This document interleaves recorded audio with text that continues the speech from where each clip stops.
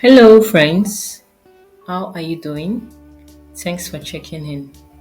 Today's video will show you how to download files from Google Drive. To start, open up your Google Drive in your web browser and ensure you are logged in. Now, you click on My Drive.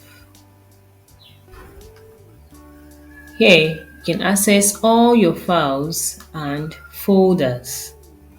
Now, to download files from your Google Drive to your PC, you locate and click on the file you want to download.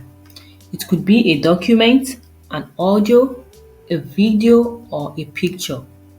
When you locate the file you want to download, you move your cursor to the file and you right click on the file. Then you select the download option. Or after moving your cursor to the file, you click on the file and you choose the download button at the top of the screen. Another way is to move your cursor to the file, you click on it and you click on the three dots beside the file and you select the download option.